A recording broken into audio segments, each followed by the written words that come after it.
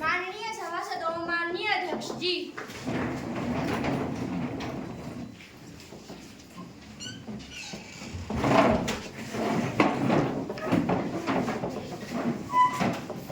मैं युवा संसद में आप सबका अभिनंदन करती हूँ। युवा संसद में आपका स्वागत है।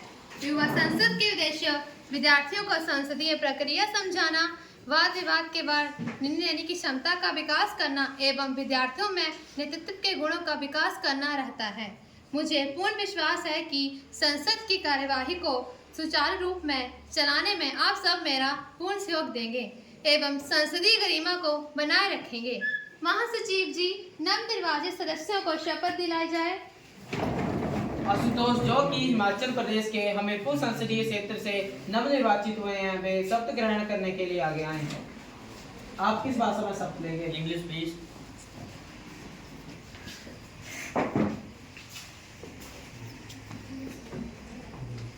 I, Ashutosh, have been elected member of the lower house of the youth parliament, do swear in the name of God that I will bear true faith and allegiance to the Constitution of India as by law established, that I will uphold the sovereignty and integrity of India, and that I will faithfully discharge duty upon which I am about to enter.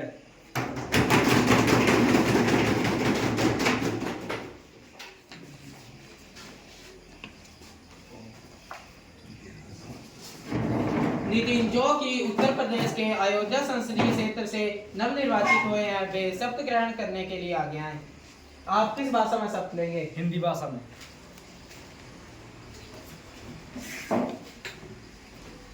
मैं नितिन, जो युवा संसद के निचले सदन का सदस्य निर्वाचित हुआ हूँ, ईश्वर की शपथ लेता हूँ कि मैं विधि द्वारा स्थापित भारत के संविधान के प्रति श्रद्धा और निष्ठा रखूंगा, देश की एकता और प्रभुसत्ता को बनाए रखूंगा तथा जिस पद को मैं ग्रहण करने वाला हूँ उसके कर्तव्य का श्रद्धापूर्वक निर्वहन करूंगा।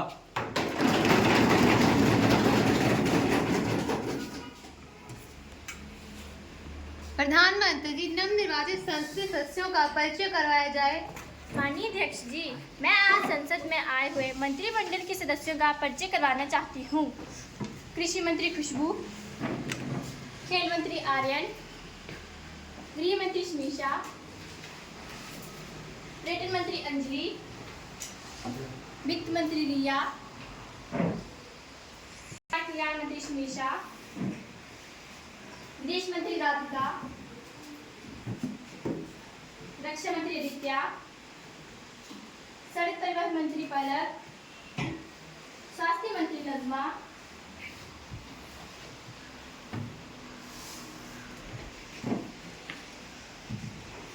सदस्य की आत्मा की शांति के लिए मौन धारण करने का आग्रह करती हूँ।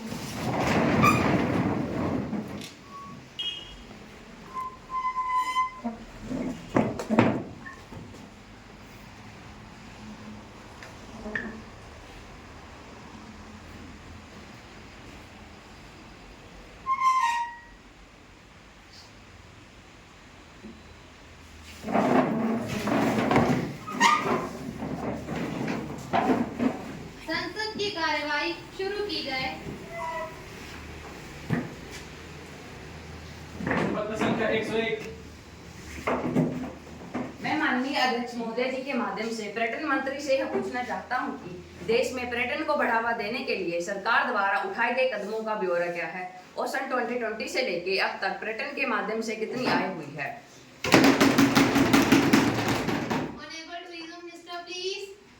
माननीय अध्यक्ष महोदय जी, पर्यटन को बढ़ावा देने के लिए हमारी सरकार ने कई सारे कदम उठाए हैं, जिनमें से कुछ इस प्रकार से हैं।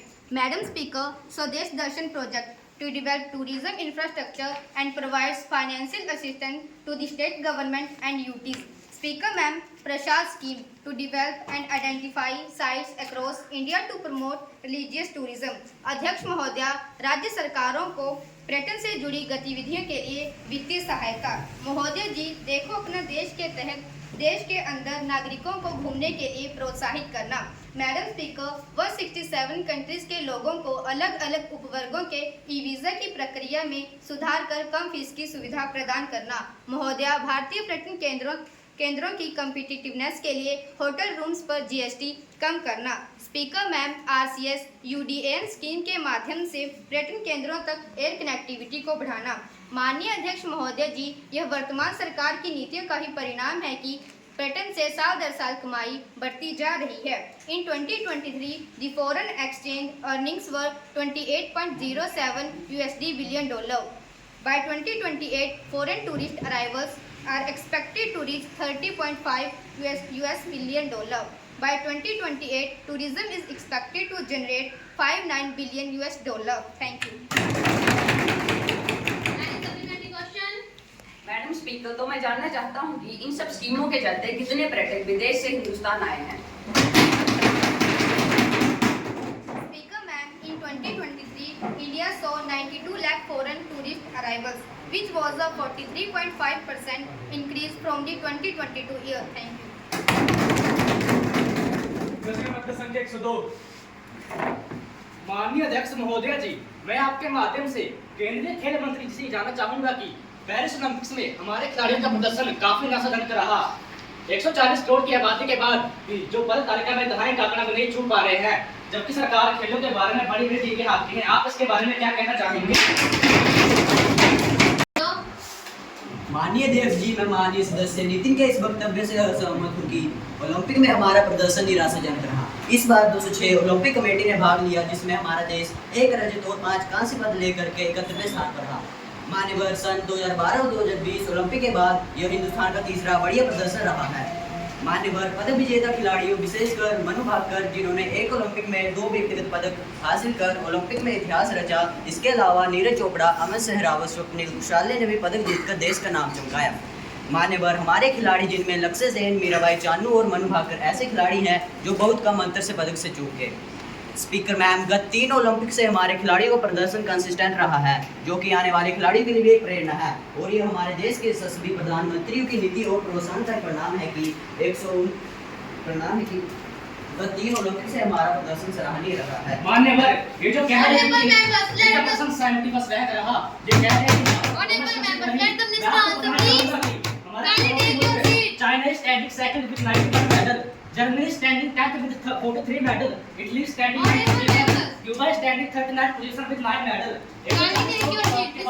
हमारा देश एक भी गोल्ड मेडल लेके नहीं आया है। आप इसके बारे में क्या कहना चाहते हैं? ये बहुत शर्म की बात है। इंडिया इतनी बड़ी कंट्री का होने के बावजूद एक भी गोल्ड मेडल नहीं ला पाई। इसमें आप क्या कहना चाहेंगे? स्पीकर मैम, साथ ही साथ सन 1980 के बाद हमारी हॉकी टीम ने बैक टू बैक कांस्य पदक को बरकरार रखा है। इसके साथ अविनाश सांवले ने भारतीय ओलंपिक इतिहास में 3000 मीटर स्टीपल चेस इवेंट में फाइनल खेलकर इतिहास रचा। हमारा प्रदर्शन बिल्कुल भी निराशाजनक नहीं रहा। यह हमारी सरकार खेलो इंडिया के माध्यम से प्रयास का ही परिणाम है कि 119 सदस्यीय ओलंपिक टीम के 28 सदस्य इसी कार्यक्रम की उपज है, जो कि सरकार की खेलों के प्रति कमिटमेंट व गंभीरता को दिखाती है। मैं कतई सहमत नहीं हूँ कि हमारा प्रदर्शन अच्छा नहीं रहा। जो आज हमारे प्रदर्शन पर उंगली उठा रहे हैं, उनके समय में यानी सन 1980 में 1 गोल्ड, 1984, 1988, 1992 में 1 भी मेडल नहीं और 1996, 2000, 2004 में एक मेडल थे। मान्यवर सदस्य ये भूल रहे हैं कि पदक तालिका में उनका आंकड़ा ऐतिहासिक रहा है। भूतकाल की बात ना करें प्लीज। संख्या 103। स्पीकर मैम, मैं आपके माध्यम से महिला व परिवार कल्याण मंत्री से यह प्रश्न पूछना चाहती हूँ कि पश्चिमी बंगाल में महिला डॉक्टर के साथ हुए अति निंदनीय व जघन्य अपराध के बारे में केंद्र सरकार के स्तर पर क्या कदम उठाए गए हैं? देश की महिलाएं व बेटियां सुरक्षित महसूस करें, इसके लिए आपकी सरकार क्या कर रही है?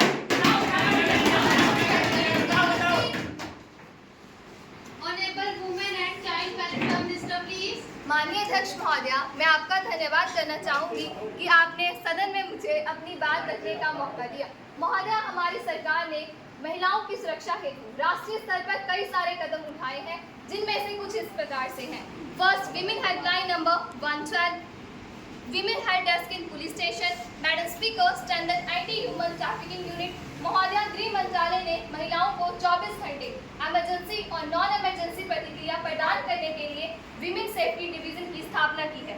अध्यक्ष महोदया, पुलिस और कम्युनिटी की सुरक्षा और बेटी के साथ हुए अपराध के बारे में आप क्या कहना चाहते हैं?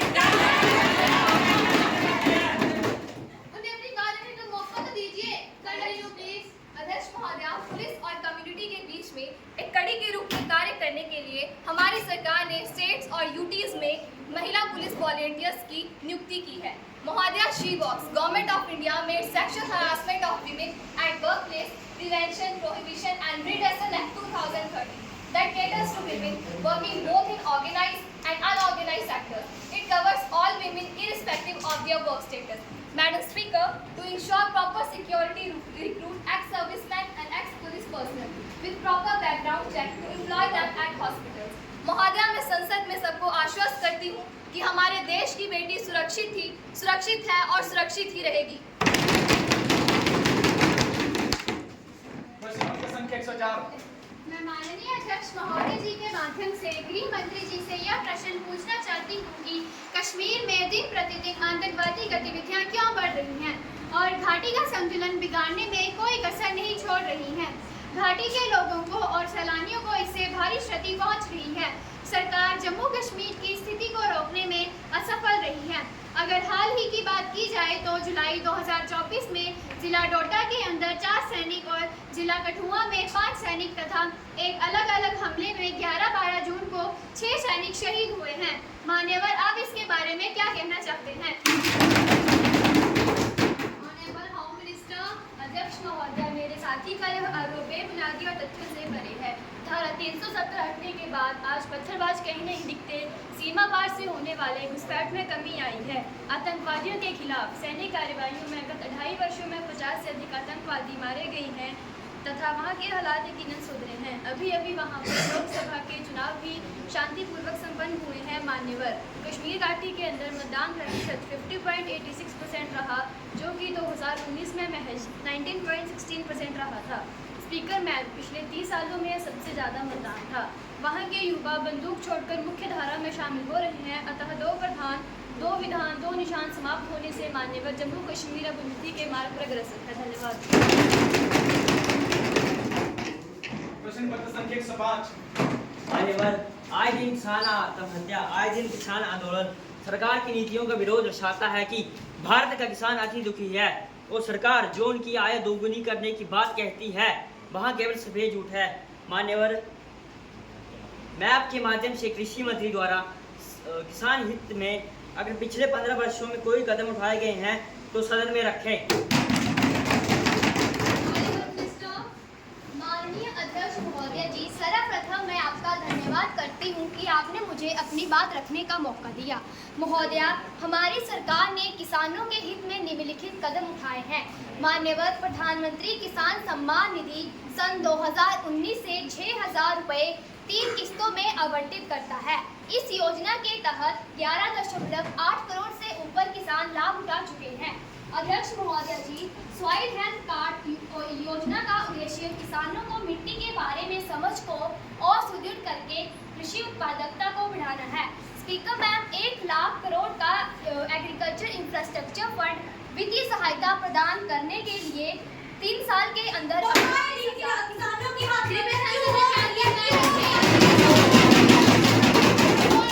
बोलने दीजिए, कंटिन्यू प्लीज। 38,326 प्रोजेक्ट्स अनुमोदित कर 5.8 लाख लोगों को रोजगार देने के अलावा किसानों की आमदनी में 20 से 25% वृद्धि आई है।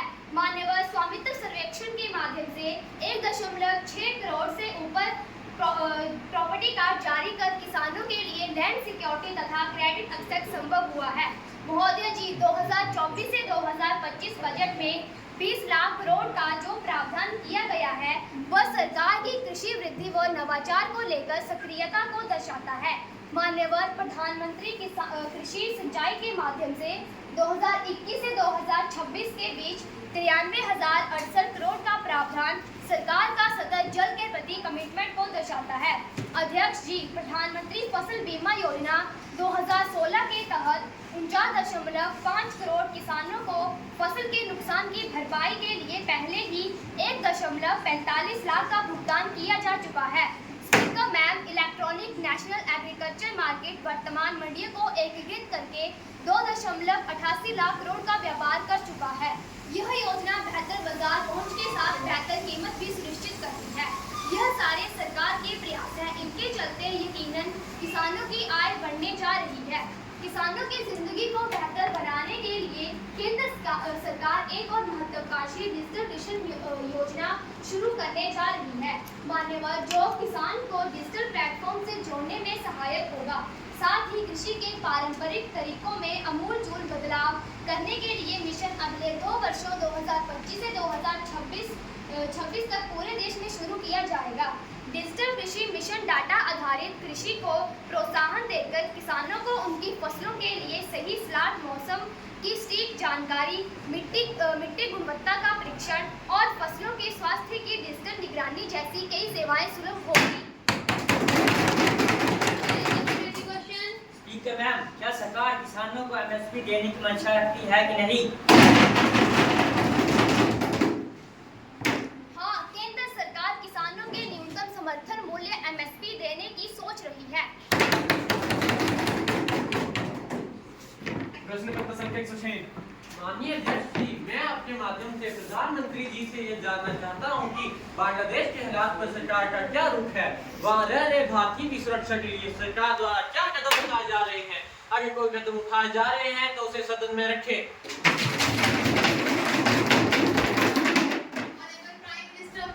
माननीय अध्यक्ष जी, मैं आपके माध्यम से सदन को अवगत कराना चाहती हूँ कि हमारी सरकार का बांग्लादेश की सरकार के साथ लगातार राजनयिक माध्यम से लगातार संपर्क में है। माननीय अध्यक्ष जी, बांग्लादेश में 19,000 भारतीय हैं, जिनमें से 9,000 के करीब छात्र हैं। अधिकांश छात्र स्वदेश सुरक्षित लौट आए हैं। माननीय अध्यक्ष जी, हमारी सरकार भारतीयों की रक्षा के लिए लगातार स्थिति को मॉनिटर कर रही है कि कैसे वहां रह रहे भारतीयों और अल्पसंख्यकों को कोई हानि न पहुंचे। माननीय अध्यक्ष जी, मैं सदन को आश्वासन देना चाहती हूं कि वहां रह रहे भारतीयों और अल्पसंख्यकों की रक्षा हर कीमत पर करेगी।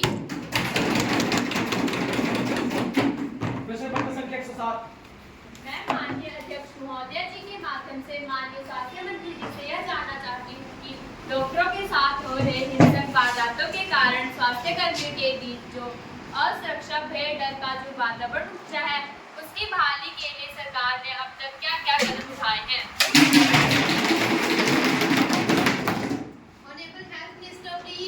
माननीय अध्यक्ष जी, यद्यपि स्वास्थ्य राज्य का विषय है, फिर भी यह भारत सरकार की लगातार चिंता का विषय है कि डॉक्टर्स की जान पर कई बार बन आती है, जिसके लिए राज्य सरकारों ने और केंद्र सरकारों ने निम्नलिखित कदम उठाए हैं, जिसमें से कुछ इस प्रकार हैं। First, trained security personnel. Second, CCTV cameras at hospitals. Third, safety in women doctors' restroom. Fourth, improving infrastructure at the hospitals.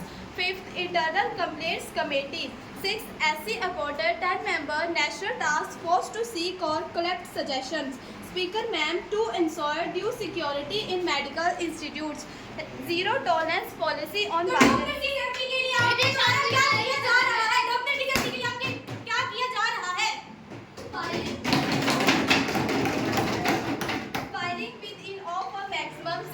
माननीय अध्यक्ष जी, डॉक्टर्स की सेफ्टी के लिए prevention of violence against health care professional act 2022, medical protection act to prohibit medical service personnel. माननीय अध्यक्ष जी, उपरोक्त कानून doctors की सुरक्षा को सुनिश्चित करने के लिए सरकार की गंभीरता को दिखाती है और मैं सदन को आश्वस्त कराना चाहती हूँ कि स्वास्थ्य कर्मचारियों की सुरक्षा को हर कीमत पर, हर जगह पर, हर समय पर सुनिश्चित की जाएगी। प्रश्न पत्र संख्या 108। माननीय अध्यक्ष जी, मैं माननीय सड़क व परिवहन मंत्री से जानना चाहूंगा कि हिमाचल प्रदेश में राष्ट्रीय राजमार्ग में कार्य प्रगति के बारे में बताएं।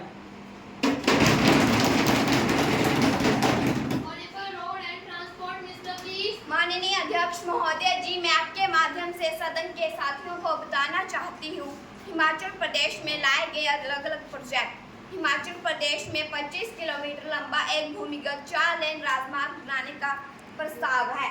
हिमाचल प्रदेश के धर्मशाला शहर को मुबारकपुर से जोड़ने वाला राष्ट्रीय राजमार्ग 103 शामिल है। परमाणु, सोलन, शिमला, दिल्ली का राष्ट्रीय राजमार्ग, इस पर काम चल रहा है। मैम स्पीकर, शिमला मेट्रो राष्ट्रीय राजमार्ग का काम युद्ध स्तर पर जारी है। हमारी सरकार ने हिमाचल प्रदेश के हमीरपुर में 4,000 करोड़ रुपए की लागत से 15 राष्ट्रीय राजमार्ग और 1 रोपवे परियोजना का उद्घाटन और शिलान्यास किया है। In Himachal construction work is underway. Pathankot, Mandi, कालका, Shimla, Shimla Mataur, Chitpur, Mandi and Pinjore Nalagarh National Highway 68 tunnels are being concluded on this highway. Of these 28 tunnels are planned on the 41 km long Kirpur Mandi highway. धन्यवाद। प्रश्न पत्र संख्या 109। मैं माननीय अध्यक्ष महोदय जी के माध्यम से माननीय रक्षा मंत्री जी से यह जानना चाहती हूँ कि कैसे आपकी सरकार, जो कि हथियार आयातकों की श्रेणी में आती है और जिसका दुनिया में हथियार आयात में 11% हिस्सा है, कैसे वह देश की सुरक्षा को हथियार आयात के भरोसे छोड़ सकती है? क्या सरकार देश में अपनी रक्षा जरूरतों को पूरा करने के लिए घरेलू उत्पादों को निजी व सरकारी क्षेत्रों में इनके निर्माण में गति लाने के लिए भविष्य में कोई योजना बना रहे हैं, तो कृपया सदन को अवगत करवाएं। मान्यवर, यह सच है कि भारत दुनिया का सबसे बड़ा हथियार आयातक है। 2014 से 2018, 2019 से 2023 के बीच भारत के हथियार आयात में 4.7% वृद्धि हुई है। पर सरकार लगातार स्वदेशी निर्माण के make in India self reliance in defence production की ओर अग्रसर हो रही है। अध्यक्ष महोदय, Atmanirbhar Bharat Abhiyan to make our India self reliant in defence production identifies strategic partner for promoting defense production in the private sector from 49 to 74 present in defense. Ma'am, increase FDI to enable manufacture and make it profitable for foreign manufacturers. DAP 2026 to encourage participation Indian vendors through Make in India initiative of GOI. It also favor swift decision making to ensure an efficient and effective implementation of the acquisition process. मान्यवर, स्वदेशी रक्षा उत्पादन 2023 से 2024 में भारत का रक्षा उत्पादन 1.27 लाख करोड़ के record स्तर पर पहुंच गया है। रक्षा निर्यात में 2023 से 2024 में 21,083 करोड़ रुपए रहा। साल 2028 से 2029 में रक्षा निर्यात 50,300 करोड़ तक पहुंचने की उम्मीद है। मान्यवर, इस वृद्धि का श्रेय सरकार के make in India self programme को ही जाता है। धन्यवाद। प्रश्न पत्र संख्या 110। मान्यवर, मैं आपके माध्यम से माननीय विदेश मंत्री जी से यह प्रश्न पूछना चाहता हूं कि सरकार ने रूस और यूक्रेन को मैं आपके माध्यम से माननीय विदेश मंत्री जी से यह प्रश्न पूछना चाहता हूं कि सरकार ने चल रहे रूस और यूक्रेन के युद्ध को सौहार्दपूर्ण ढंग से रोकने के लिए कोई कदम उठाए हैं? यदि हाँ, तो इस संबंध में की गई जानकारी का ब्यौरा दें। माननीय अध्यक्ष महोदय जी, मैं आपके माध्यम से संसद को बताना चाहती हूं कि यूक्रेन संघर्ष पर भारत का रुख दृढ़ और सुसंगत रहा है। हमने बिगड़ते हालात पर गहरी चिंता व्यक्त की है और हिंसा को तत्काल रोकने और सभी शत्रुता को समाप्त करने का आह्वान किया है। स्पीकर मैम, जैसा कि सुरक्षा परिषद और महासभा में हमारे वक्तव्यों में बताया गया कि हमने युद्ध विराम और फंसे हुए नागरिकों के लिए सुरक्षित मार्ग सुनिश्चित करने का आग्रह किया है। हमने संकट की इस घड़ी में भारत द्वारा यूक्रेन और उसके पड़ोसी देशों को दी गई मानवीय सहायता पर भी प्रकाश डाला है। रूसी संघ यूक्रेन और तथा दुनिया के अन्य नेताओं के साथ भी बातचीत की है। उन्होंने सभी संबंधी पक्षों को हमारे विचारों से अवगत करवाया कि कूटनीति और बातचीत के अलावा कोई और विकल्प नहीं है। प्रधानमंत्री जी ने 26 फरवरी को यूक्रेन के राष्ट्रपति वोलोडिमीर जेलेंस्की से और फिर 7 मार्च को पुनः बात की। इन बातचीत में प्रधानमंत्री जी ने चल रहे संघर्ष और उसके परिणाम स्वरूप मानवीय संकट के बारे में गहरी चिंता व्यक्त की और कहा कि भारत हमेशा से मुद्दों के शांतिपूर्ण समाधान के पक्ष में रहा है। प्रधानमंत्री जी ने हिंसा को तुरंत रोकने के अपने आह्वान को दोहराया और कहा कि भारत हमेशा सीधी बातचीत के पक्ष में रहा है। प्रधानमंत्री ने यूक्रेन से 22,000 से अधिक भारतीय नागरिकों को निकालने में उनकी सुविधा के लिए यूक्रेनी अधिकारियों को धन्यवाद किया। माननीय अध्यक्ष महोदय जी, भारत हमेशा से आपसी समस्याओं की शांतिपूर्ण तरीके से व बातचीत के माध्यम से ही समस्याओं के समाधान करना चाहा है। हमने दोनों पक्षों को शीघ्र समस्याओं को सुलझाकर शांति बहाल करने की अपील की है। प्रश्न पत्र संख्या 111। माननीय अध्यक्ष जी, मैं आपके माध्यम से माननीय वित्त मंत्री जी से ये जानना चाहूंगी कि केंद्र सरकार जो अब एक और नई पेंशन स्कीम लाने जा रही है, क्या वो इस बात की पुष्टि करती है कि एनपीएस कर्मचारी विरोधी थी जो अब आनंद फानंद में एक और नई पेंशन स्कीम ला रही है? कृपया वित्त मंत्री इसके लिए सदन को अवगत करवाएं।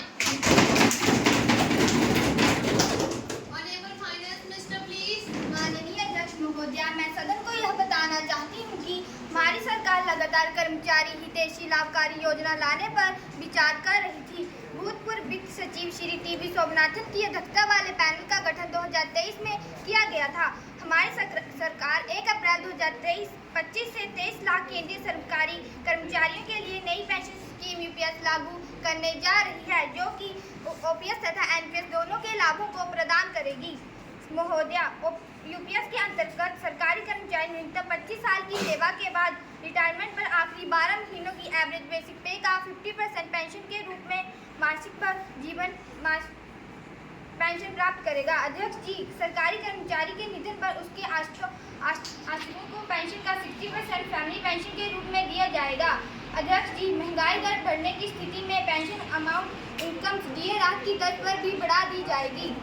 मैडम स्पीकर, यूपीएस के अंतर्गत कर्मचारी को रिटायरमेंट पर ग्रेजुएटी लाभ के अतिरिक्त एक रिटायरमेंट पेमेंट का प्रावधान भी किया गया है, जो कि कर्मचारी के रिटायरमेंट पर मिलने वाले इनरोलमेंट फॉर एवरी 6 मंथ का 1/10 हिस्सा होगा। स्पीकर मैम, नई योजना यूपीएस सरकारी कर्मचारियों के हितों आकांक्षाओं के साथ साथ राजकोषीय प्रबंधन का एक अद्भुत दूरगामी कदम साबित होगा। राज्य सरकारें भी अपने संसाधनों के मद्देनजर यूपीएस लागू कर सकती है। धन्यवाद। प्रश्न पत्र संख्या 112। माननीय अध्यक्ष महोदया जी, मैं आपके माध्यम से शिक्षा मंत्री से यह प्रश्न पूछना चाहती हूँ कि नेशनल टेस्टिंग एजेंसी एनटीए द्वारा संचालित नीट यूजी परीक्षा में शुरू से ही impersonation, paper leaks, cheating cases और परीक्षा केंद्रों का कुप्रबंधन जैसे अलग अलग आरोप लगते आ रहे हैं।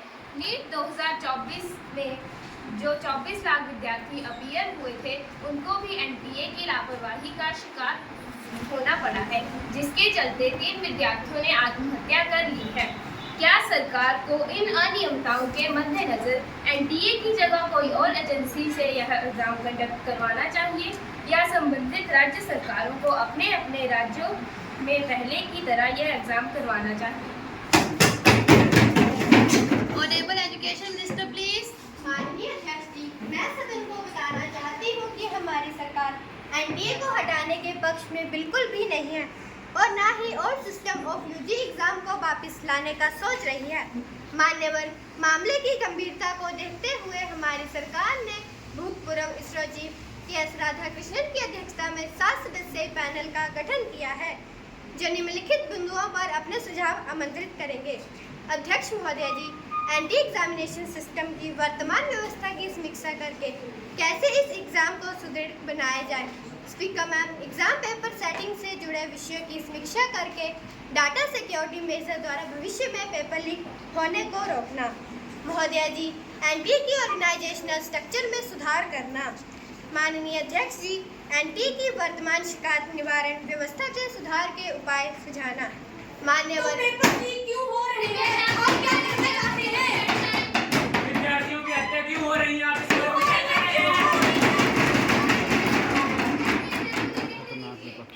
Continue please. मान्यवर, परीक्षा संचालन के विभिन्न तरीकों को एग्जामिन कर उन्हें एनटीए परीक्षा सुधार के लिए शामिल करना। माननीय अध्यक्ष जी, हमारी सरकार का निरंतर प्रयास है कि कैसे इस परीक्षा को फुल प्रूफ बनाया जाए ताकि इस एजेंसी में लोगों का विश्वास बना रहे। धन्यवाद। प्रश्न पत्र संख्या 113। अध्यक्ष महोदय, हम आपके सामने चुनाव आयोग की स्वतंत्रता तथा ईवीएम की विश्वसनीयता तथा आधार कार्ड को मतदाता कार्ड से लिंक करने का उपयोग, मतदाता सूची में समय समय पर संशोधन के विषय में एक बिल पेश करना चाहते हैं। माननीय सदस्यगणों, जो इस बिल के पक्ष में है वो हाथ खड़े करें। हम इस प्रस्ताव के पक्ष में नहीं है। महोदया, मैं आपके माध्यम से सरकार से पूछना चाहती हूँ कि इस बिल के बारे में आप ही बताएं, हम क्या चर्चा कर सकते हैं। संविधान के खिलाफ जाकर नागरिकों के अधिकारों का जो हनन किया जा रहा है, हम इस प्रस्ताव में नहीं है। माननीय महोदया जी, हम इस बिल के माध्यम से पारदर्शिता लाना चाहते हैं, लेकिन लगता है कि शायद विपक्ष ऐसा बिल्कुल भी नहीं है। मैं विपक्ष की तरफ से बोल रही हूँ कि हम इस पक्ष के बिल में नहीं हैं।